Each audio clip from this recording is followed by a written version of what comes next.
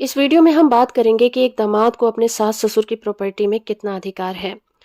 Kerala high court का ये मामला है और केस का टाइटल है Davis Rafael versus Heidi Thomas.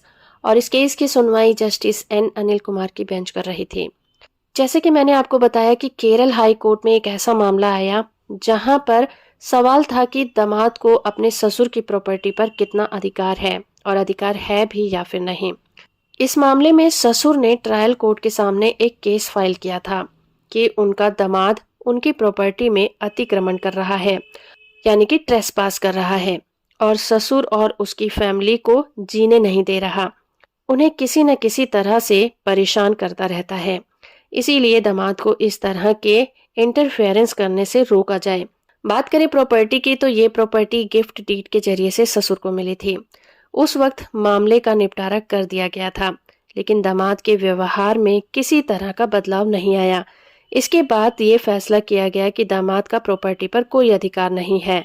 लेकिन कोर्ट में दामाद ने ये तर्क दिया कि उसने पेटिशनर की इकलौती बेटी से शादी की है और इसीलिए उसे परिवार के सदस्य के रूप में ही अपनाया जाना चाहिए। इस आधार पर घर में रहने का अधिकार भी उसे मिल जाता है। लेकिन ट्रायल कोर्ट ने माना कि ससुर ही उस प्रॉपर्टी का मालिक है और दामाद को उसकी प्रॉपर्टी में इंटरफेरेंस करने का कोई अधिकार नहीं है। अब कोर्ट के सामने ये क्वेश्चन था कि क्या दामाद अपने ससुर की प्रॉपर्टी किसी तरह से कोई भी कानूनी हक रखता है या फिर नहीं रखता।